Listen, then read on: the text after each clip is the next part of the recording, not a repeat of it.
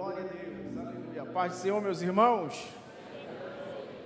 Que bênção, que manhã maravilhosa. A presença de Deus, ela é real neste lugar. Nós podemos sentir a presença do Eterno Senhor neste culto. Eu quero convidar os irmãos a abrirem suas Bíblias no livro de Isaías, ao capítulo 61. Isaías capítulo 61, nós leremos todo o capítulo 61, pois ele é um capítulo curto, e nós leremos também o 62 até o versículo 5. Essa é a nossa leitura, Isaías 61, versículo 1, ao capítulo 62, até o versículo 5. Nós hoje estudaremos esses capítulos 61, 62 e 63 de Isaías, e demos um tema para esse nosso estudo, e o tema é: o Espírito do Senhor está sobre mim. É o tema que nós vamos estudar. O nosso texto áureo se encontra em Isaías, capítulo 61, versículo 1, que diz: o Espírito do Senhor está sobre mim, porque o Senhor me ungiu para pregar boas novas aos quebrantados, enviou-me a curar os quebrantados de coração, a proclamar libertação aos cativos e pôr em liberdade os algemados. A nossa verdade prática diz: se fixarmos nossos olhos no Cristo vivo, encontraremos forças para esperar o dia da redenção, Todos acharam? Isaías 61, versículo 1, até Isaías 62 e versículo 5. Eu farei aquela leitura responsiva, Leio um versículo, os irmãos outro após mim, até nós terminarmos toda a nossa leitura sugerida. Vamos lá. O Espírito do Senhor está sobre mim, porque o Senhor me ungiu para pregar boas novas aos quebrantados, enviou-me a curar os quebrantados de coração, a proclamar libertação aos cativos e a pôr em liberdade os algemados.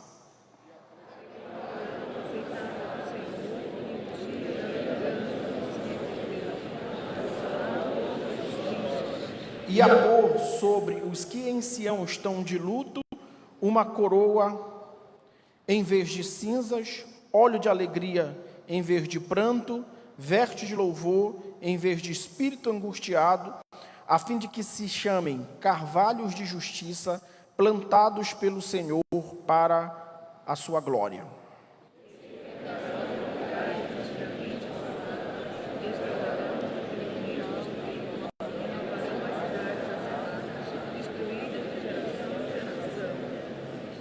Estranhos não se apresentarão e apacentarão os vossos rebanhos.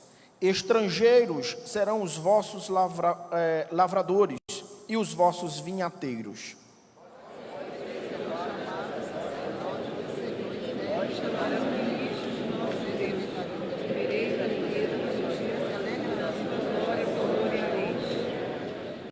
Em lugar da vossa vergonha, tereis dupla honra. Em lugar da afronta, exultareis na vossa herança. Por isso, na vossa terra possuireis o dobro e tereis perpétua alegria.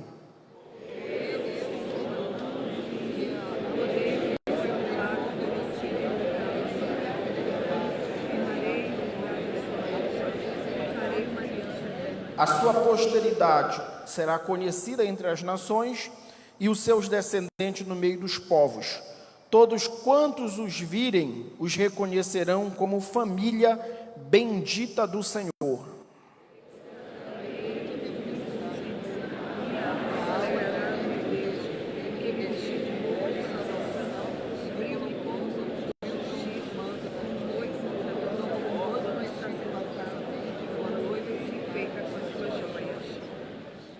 Porque como a terra produz os seus renovos, e como o jardim faz brotar o que nele se semeia, assim o Senhor Deus fará brotar a justiça e o louvor perante todas as nações.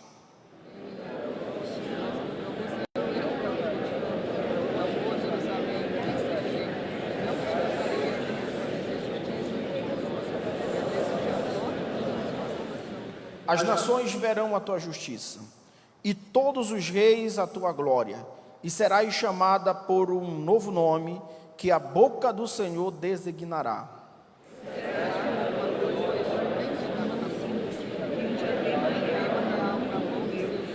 Nunca mais te chamarão desamparada, nem a tua terra se denominará jamais desolada, mas chamar-te-ão minha delícia, e a sua terra desposada, porque o Senhor se delicia em ti, e a tua terra se desposará. Todos nós, porque como jovem desposa a donzela, assim os teus filhos te desposarão a ti. Como o noivo se alegra da noiva, assim de ti se alegrará o teu Deus. Quantos podem dar glórias ao nome do Senhor? Que maravilha! Os irmãos podem assentar-se, glorificando e exaltando ao nome do Senhor, nosso Deus. Queridos, nós estamos já com saudade do estudo do livro de Isaías. É fantástico. Nós estamos chegando na última lição, na penúltima, lição desse trimestre.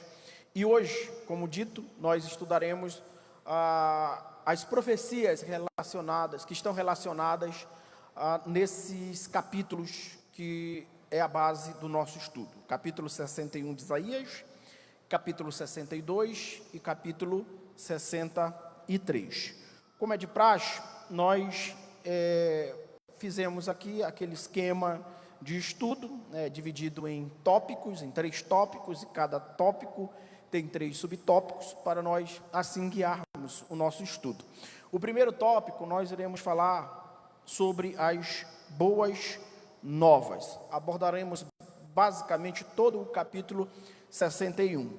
No segundo tópico, nós falaremos sobre o povo do Messias. Então, abordaremos praticamente todo o capítulo 62. Por fim, o terceiro tópico fala sobre a vitória final do Messias, abordando assim todo o capítulo 63. São esses capítulos, são esses os tópicos que nós estudaremos nesses capítulos. E eu peço que os irmãos prestem bastante atenção para este momento de exposição da palavra, pois nós iremos lançar as nossas mãos em algum conhecimento teológico que requer um pouco de atenção, porque sobre algumas coisas que eu irei falar, existem alguns ruídos que são ventilados aí em relação a algumas coisas que serão faladas aqui. Então, eu peço bastante atenção dos irmãos para esta aula, porque ela é de suma importância para a nossa compreensão, sobretudo no que se relaciona à nossa compreensão, digamos assim, escatológica, pentecostal, assembleana. Então, eu peço que os irmãos prestem bastante atenção, porque nós iremos falar algumas coisas teológicas, e é importante prestar atenção. Bom, o capítulo de número 61, ele é fantástico, porque ele expressa de forma bem evidente a missão daquele que é identificado como o ungido do Senhor. E fazendo um paralelo com o capítulo 40, 41, 42, 43, 44 e 45 de Isaías, que nós já estudamos aqui, nós vemos que esse ungido do Senhor, ele é apresentado como o servo do Senhor, e nós já estudamos aqui esses capítulos e já sabemos o que é o servo do Senhor. É uma profecia que aponta para o próprio Jesus. E nos capítulos que eu citei há pouco, esse servo do Senhor, ele assume, por ora, o papel de Israel, em outro momento, o papel de Ciro, um governador do mundo antigo, especialmente do Império Medo-Persa, e por ora ele tem aspectos eternos. Esses aspectos apontam para o próprio Cristo, para o próprio Jesus. Então, o capítulo 61, ele fala de forma bem evidente a respeito da missão do servo do Senhor, aquele que será chamado aqui como o ungido de Deus. E fazendo uma paráfrase bíblica, nós podemos pegar esse texto do capítulo 61 e nos transportarmos para o capítulo 4 do Evangelho que Lucas escreveu a respeito de Jesus, onde nos informa que Jesus, em uma das sinagogas de Nazaré, ele abriu o livro da lei e leu uma parte dessa profecia, e após fechar o livro da lei, Jesus diz: hoje se cumpriu esta palavra. Ou seja, Jesus, ele diz que aquela profecia se cumpriu perfeitamente nele, naquele momento. Então, logo, nós entendemos que isso aqui é uma profecia direta para o próprio Cristo, porque Cristo se utilizou dela para se manifestar exatamente como o Messias. Então, essa compreensão aqui não nos é estranha e nem muito afastada, porque nós certamente já temos essa ideia, esse conhecimento. Mas agora, é importante nós vermos que o ungido do Senhor, ele tem aqui algumas missões, e são nessas missões do ungido do Senhor que nós identificamos aquilo que nós chamamos de evangelho, ou de boas novas. Quando nós lemos o capítulo de número 61, o verso de número 1, Isaías diz: o Espírito do Senhor está sobre mim, porque me ungiu para pregar boas novas. Veja, essa palavra ungiu para pregar boas novas, é literalmente, a palavra ungir, como todos vocês sabem, significa literalmente derramar óleo sobre a cabeça. Esse é o ato de ungir. Todas as vezes que alguém recebia no Antigo Testamento esse derramar do óleo sobre a cabeça, de uma forma, de um sentido bem semântico, ele estava sendo ungido, ele estava recebendo óleo sobre a cabeça. E no caso aqui, o ungido do Senhor, ele é marcado pela presença do Espírito Santo. No Antigo Testamento, nós vemos que a unção de Deus, ela não vinha sobre todas as pessoas, nesse sentido de derramar óleo sobre a cabeça. No Antigo Testamento, a unção de Deus, nesse sentido de derramar óleo sobre a cabeça, só vinha sobre 3 classes de pessoas, que nós já entendemos, já sabemos: os sacerdotes, os profetas e os reis. Comumente no Antigo Testamento nós veremos isso, o óleo sendo derramado sobre a cabeça dos sacerdotes, dos profetas e dos reis. Só que aqui nós estamos vendo Isaías dizer que o servo do Senhor, ele será ungido pelo Espírito Santo, ou seja, dizendo ou mostrando para nós que essa unção agora, do que estaria sobre o servo do Senhor, não seria necessariamente uma unção nesse sentido de ato de ungir, de derramar óleo sobre a cabeça, mas seria uma unção no sentido de que o Espírito Santo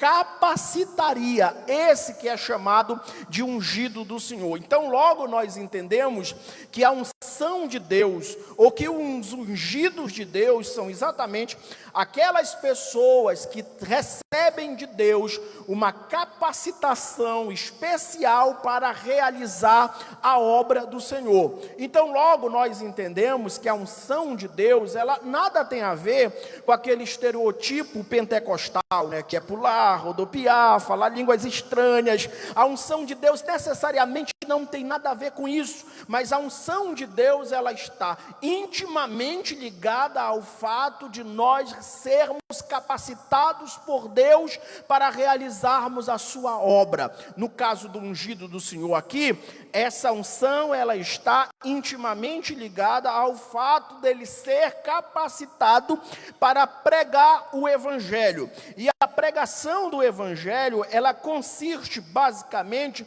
em algumas coisas. Primeiro, a pregação do Evangelho, ela é uma boa notícia aos pobres. A pregação do Evangelho, ela é necessariamente a cura dos quebrantados de coração.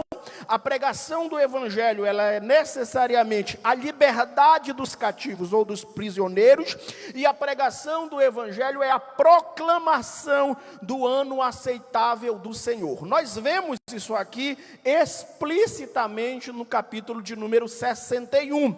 O Espírito do Senhor veio sobre o Cristo e o capacitou para trazer boas notícias aos pobres. É interessante dizer que que essa questão de pobres aqui, trazido por Isaías, ela não é necessariamente pobre no sentido de falta de recursos financeiros, não, mas esse pobre aqui é necessitado, é um termo abrangente, aqueles que necessitam ouvir as verdades de Deus, esses são os pobres, aqui no livro de Isaías. Então, quando a Bíblia fala que o Espírito do Senhor veio sobre o Cristo, para que ele pregasse o Evangelho aos pobres, está falando aqui, os pobres são todos os necessitados espiritualmente de receberem a mensagem do Evangelho, e o Espírito do Senhor veio sobre Jesus exatamente para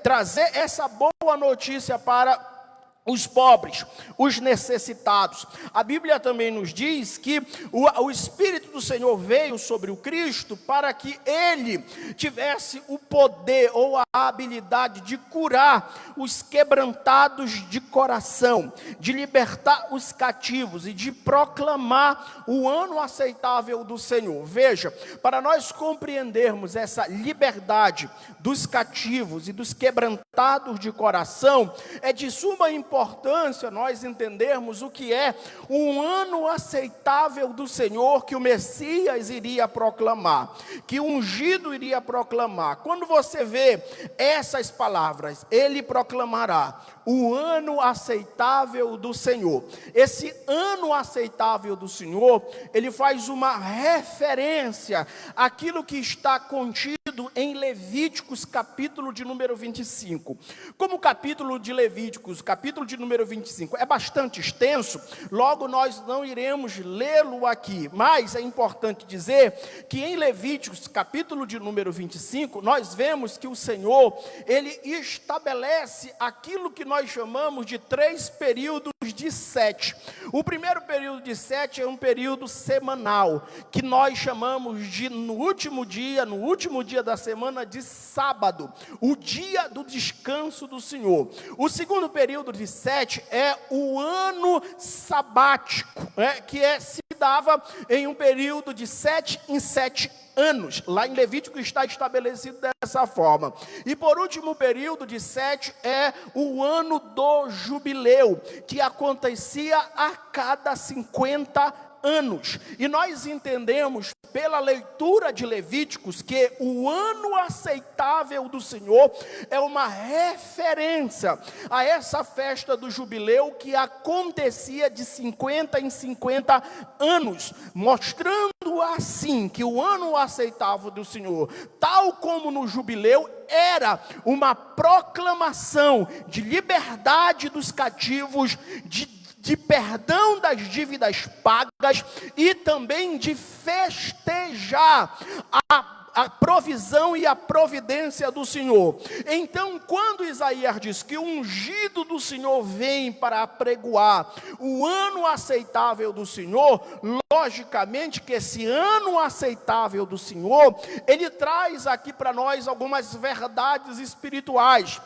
Se no ano do jubileu, se na festa do jubileu era uma festa de libertação, logo o ano aceitável do Senhor espiritualmente fala para nós a respeito da nossa libertação do pecado. Nós éramos escravos do pecado, o Senhor veio e pagou a nossa dívida. O ano do jubileu é o ano do perdão, e nós vemos na leitura de Levíticos que no ano do jubileu todas as dívidas eram perdoadas. As pessoas que haviam perdido as suas propriedades, que haviam vendido as suas propriedades, no ano do jubileu, as suas dívidas eram perdoadas, as suas propriedades eram devolvidas, havia restituição, os escravos eram libertos, fossem eles estrangeiros ou escravos, por causa de dívidas, eles eram libertos. Então, quando o Messias recebe essa unção para pregoar o ano do aceitável do Senhor, ele está falando a respeito de uma época, de uma era em que a liberdade, a cura, o perdão perdão, a restituição seria vivida plenamente, e eu não posso dizer outra coisa a não ser essa: nós estamos espiritualmente vivendo o ano aceitável do Senhor, porque Cristo é o proclamador deste ano, e nós, igreja do Senhor, também o somos, para a glória do nome do Senhor. Então a unção do Espírito de Deus sobre Jesus o capacitou para essa missão específica que eu acabei de abordar aqui. São muitas coisas, são muitos detalhes. Se nós fôssemos nos prender em cada detalhe, em cada palavra, em cada nuances desse texto, certamente as horas aqui não seriam tão necessariamente possível falar. Agora, é importante dizer que também no capítulo de número 61, além de nós vermos essa verdade de que o Cristo seria ungido pelo Senhor, nós vemos a partir do versículo 5 e versículo 9, que o Senhor, ele chama aqueles que é identificado como os sacerdotes do Senhor, né? Veja, os sacerdotes, Cristo, como eu disse, ele foi ungido como sacerdote também, e agora, essa unção de Cristo, ela é compartilhada a nós, ela é ortogada a nós. Nós vemos no verso de número 6, a palavra dizendo: mas vós sereis chamados sacerdotes do Senhor, e vos chamarão ministros do nosso Deus, comereis as riquezas das nações, e na sua glória vos gloriareis. Ou seja, os sacerdotes do Senhor são todos aqueles que fazem parte do ministério do Messias. Ou seja, os sacerdotes do Senhor somos nós, a igreja do Senhor, né? Somos chamados, reconhecidos como ministros do Senhor. E nós vemos na última parte desse capítulo que há uma alegria, né, que é contagiante, e essa alegria advém do Messias. O verso de número 10 diz: regozijar-me-ei muito no Senhor, a minha alma se alegra no meu Deus, porque me cobriu de vestes de salvação e me cobriu com o manto da justiça, como o noivo se adorna de turbante, como a noiva se enfeita com as suas joias. Nós vemos o quê? O Messias sendo ungido para libertar, para proclamar aos pobres, aos necessitados.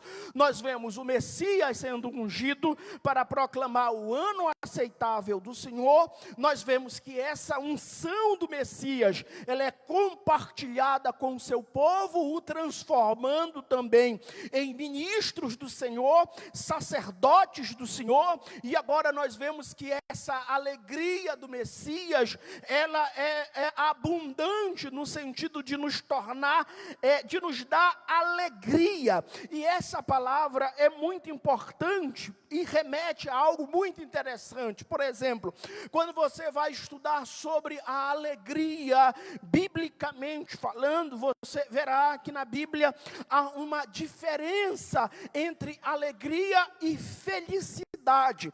Geralmente a felicidade, ela está estabelecida por metas alcançadas, ou seja, você estabelece um alvo, e quando você conclui esse alvo, ou chega nesse alvo, ou atinge esse alvo, o sentimento de você atingir esse alvo chama-se felicidade. Então, logo, a felicidade, ela está condicionada a alcançar alvos, a alcançar metas, a alcançar objetivos. Agora, a alegria do Senhor, ela necessariamente não está condicionada a circunstâncias da vida.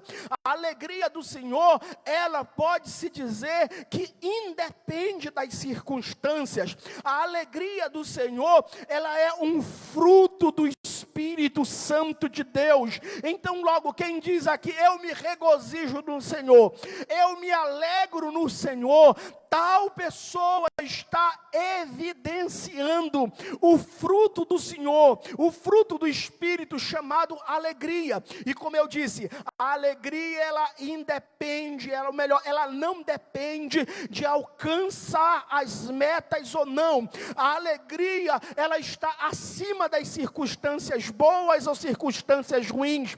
É como diz Abacuque no capítulo de número 3, versículo de número 16, 17, 18, nós vemos que Abacuque diz: porquanto, ainda que a figueira não floresça, nem haja fruto na vinde, o produto da oliveira minta, os campos não produzam mantimento, as ovelhas da malhada sejam arrebatadas, e nos currais não haja vaca, todavia, entretanto, porém, mas eu me alegrarei no Senhor, exultarei no Deus da minha salvação. Então a alegria do ungido do Senhor em nossos corações nos leva a reconhecer a bondade de Deus em dias bons, sobretudo em dias ruins. É por isso que alguém diz: eu me regozijo no Senhor, eu tenho alegria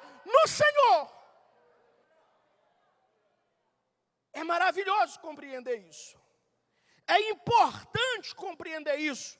Porque o que nós mais necessitamos hoje não é de felicidade, mas é de alegria do Espírito, porque a alegria do Espírito é um fruto do Espírito que nos faz estar contentes com Deus, mesmo em situações ruins, mesmo em situações adversas, mesmo quando as coisas faltam, mesmo quando a luta chega, mesmo quando a morte chega, mesmo quando o problema chega, nós dizemos: nos alegramos muito no Senhor, nos regozijamos muito no Senhor.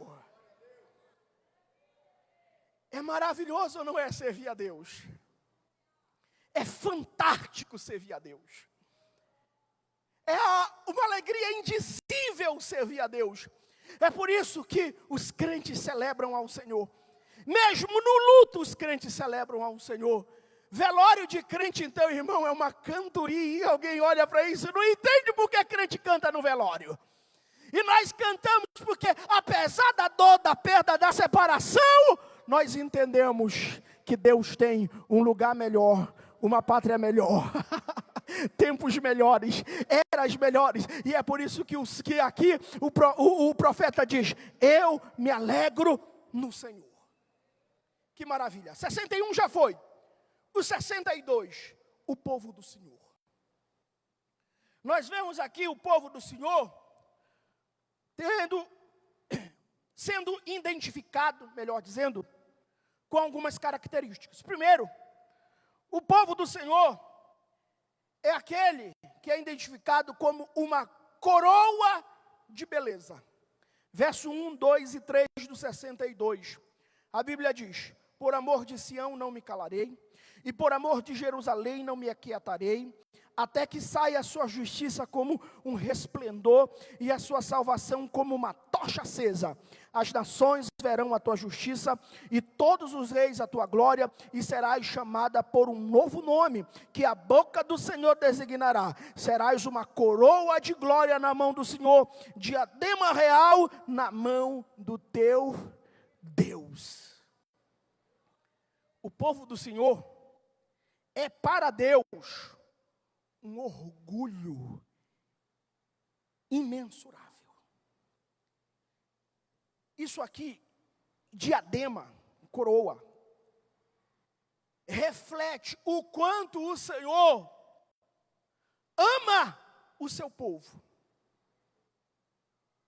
Um rei sem coroa significa dizer um rei sem glória.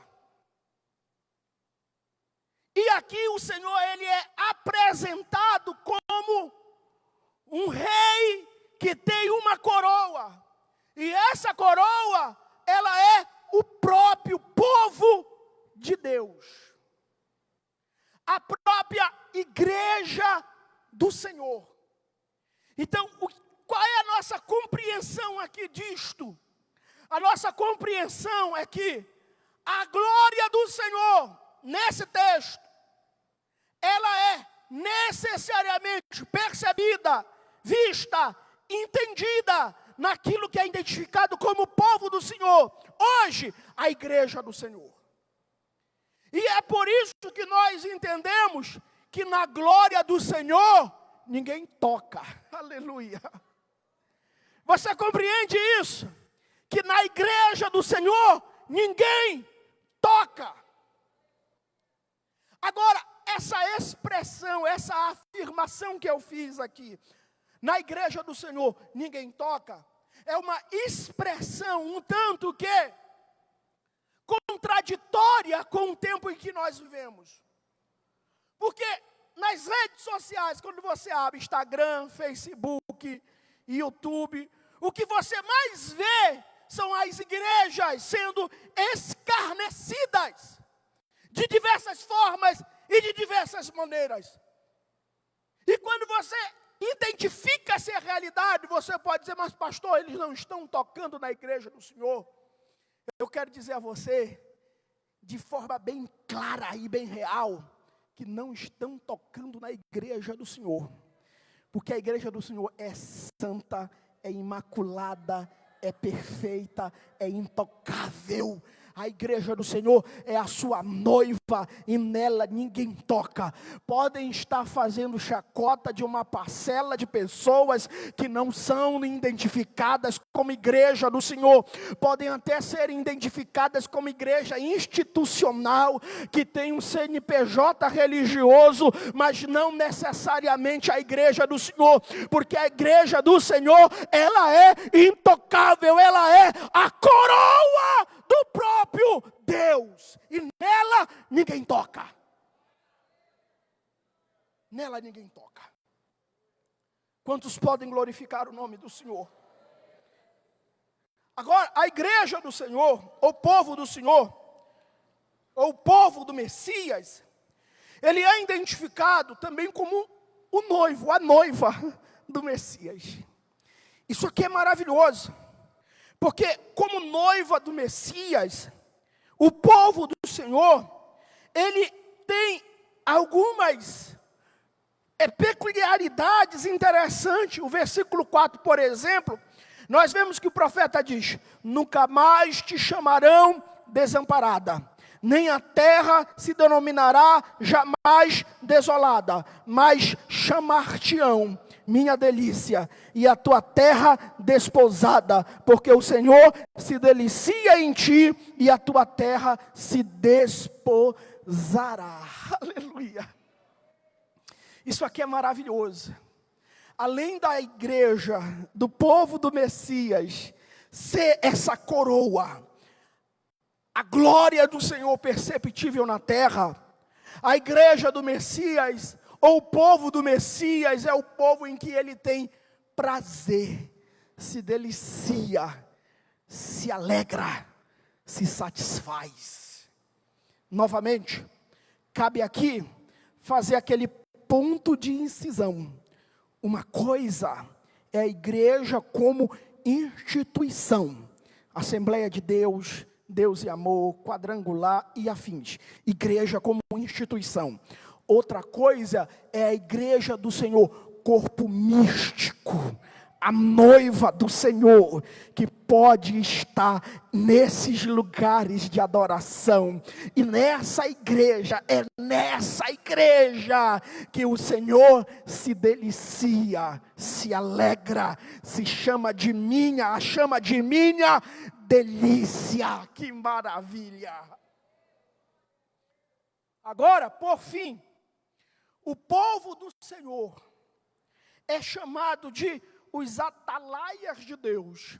Isaías 62, verso 6 ao 12. E o verso 6 e 7 diz, sobre os teus muros, ó Jerusalém, pus guardas, que todo dia e toda noite jamais se calarão. Vós, o que fareis lembrando do Senhor? Não descanseis, nem deis a eles descanso, até que restabeleça Jerusalém e a ponha por objeto de louvor na terra. Então veja como a coisa é bem ajustada. Primeiro se revela o servo do Senhor, o ungido do Senhor. Proclama o ano aceitável do Senhor, as boas novas do Senhor. Essa unção é compartilhada, nos tornando sacerdotes do Senhor. O fato de nós sermos sacerdotes do Senhor alegra o nosso coração. Agora nós somos identificados como a coroa de Deus, a delícia de Deus, e agora nós somos postos como atalaias do Senhor. Atalaia do Senhor, isso aqui é uma linguagem que é importante, para que nós compreendamos, é importante nós termos em mente aquela visão um tanto mais que antiga das cidades, especialmente dos tempos bíblicos, que eram cidades construídas sob montanhas, em cima de montanhas, geralmente muradas, que eram chamadas de cidades-fortalezas. E essas cidades que eram muradas, em cima dessas muralhas havia guaritas. E nessas guaritas tinha um soldado ali aposto, com arco, com flecha ou com alguma arma, e também com uma buzina na mão. Ele era chamado de atalaia. Ele era o anunciador das coisas que estavam para fora dos muros da cidade. Era ele que tinha a visão das coisas de fora e trazia essa visão para dentro. Então, quando o Senhor diz que nós somos atalaias do Senhor, em outras palavras, o Senhor está nos identificando, e sim, como profetas de Deus. Alguém diz, não existe mais profeta, e eu digo, e afirmo biblicamente, que existem profetas do Senhor. Embora não seja no mesmo quilate do Antigo Testamento, porque eles anunciavam um Cristo que haveria de vir. E veio. Agora, nós, igreja do Senhor, somos chamados de atalaia, porque somos os arautos, a voz de Deus para o mundo, dizendo ao mundo que o nosso Cristo reina, que breve voltará, e esse mundo será purificado, e ainda há chance das pessoas que não conhecem a Cristo serem salvas. Nós somos os profetas dessa geração. Glória a Deus. Que maravilha! Agora, por fim, eu tenho aqui alguns poucos minutos.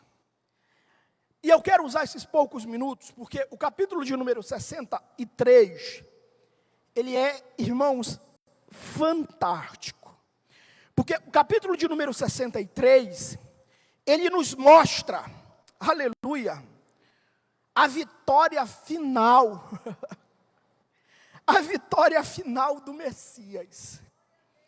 Isso aqui é maravilhoso, porque nós vemos no capítulo de número 63, que o Messias, ele aparece aqui com as vestes salpicadas. O capítulo 63, versículo 3 diz: o lagar eu pisei sozinho, e dos povos nenhum homem se achava comigo.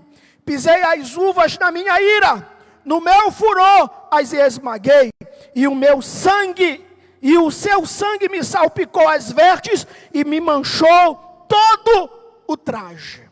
Aqui no 63, nós vemos que o Messias, ele aparece como um guerreiro de vestes salpicadas. E esse guerreiro de vestes salpicadas, ele diz que as suas vestes estão manchadas dos sangues dos povos que ele derrotou com a sua espada. Ou seja, é um guerreiro que venceu todas as nações e não precisou de ajuda de ninguém. Ele é guerreiro vencedor. O Messias venceu todas as nações. Aleluia. Que maravilha.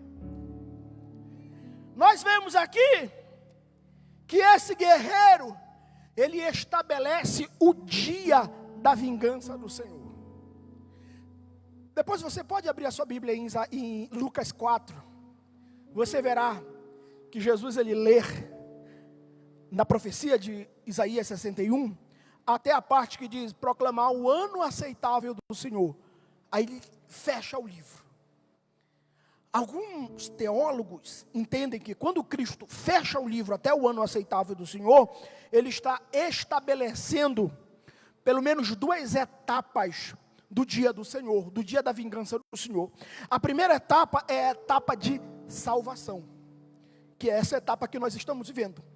A segunda etapa é o dia da vingança do nosso Deus, é o juízo de Deus sobre toda a terra. E nós estamos prestes a vermos isso. É importante, por isso que eu digo, já vou encerrar, mas por isso que eu digo, que você precisa prestar bastante atenção para este momento aqui. Porque hoje a nossa compreensão de toda a Bíblia, é que o dia da vingança do Senhor, ele é identificado como um período, chamado de o período da grande tribulação. E nossa teologia pentecostal, dispensacionalista, entende que a grande tribulação é diferente das tribulações que a igreja enfrenta, ponto. Nós entendemos que a grande tribulação, ela é marcada pelo juízo de Deus aos homens ímpios, e que a igreja, de hipótese nenhuma, participará desse juízo. Nós entendemos assim. Nós entendemos isso porque Paulo abre uma premissa bíblica em 1 Coríntios 11, quando diz que os santos não serão julgados, alcançados pela ira junto com os ímpios, ou seja, a igreja do Senhor estará livre da sentença da grande tribulação. E a grande tribulação em Apocalipse, ela é identificada como o Senhor pisando nos cachos de uva. E aqui nós vemos um guerreiro de vestes salpicadas que tem exatamente essa descrição. É ele que pisa o lagar do furor da ira do nosso Deus. Abra sua Bíblia e eu encerro com essa leitura. Apocalipse 19. Nós veremos a vitória final do Messias. Apocalipse 19, eu vou lendo e você vai dando glória. Depois destas coisas, ouvi no céu uma como grande voz de numerosa multidão, dizendo: Aleluia!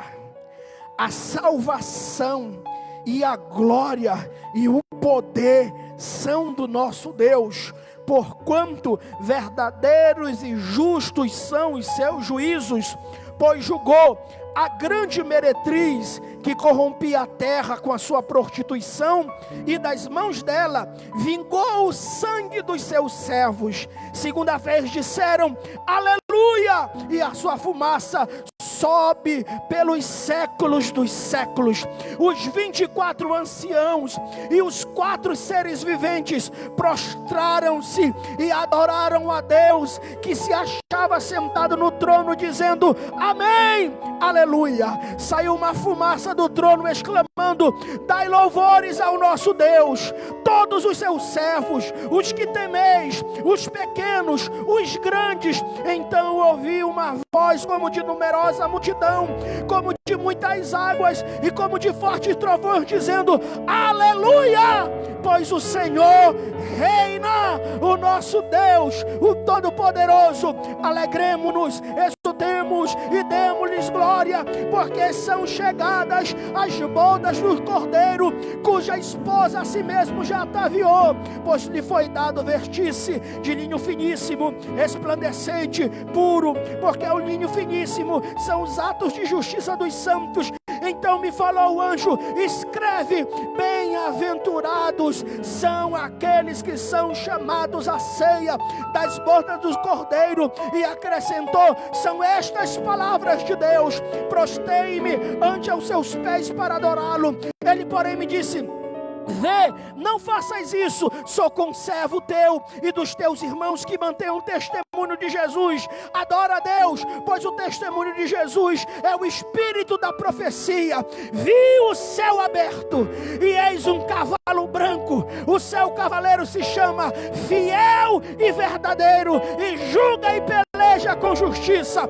Os seus olhos são como chama de fogo, na sua cabeça há muitas coroas. Tem um nome escrito que ninguém conhece, senão ele mesmo. Está vestido de um manto tinto de sangue, e o seu nome se chama Verbo de Deus. Seguia-nos os exércitos dos que há no céu, montados em cavalos, com vestiduras de linho finíssimo, branco puro e resplandecente. Saía da sua boca uma espada afiada, para com ela ferir as nações. Ele mesmo a regerá com cetro de ferro. O nosso Cristo reina.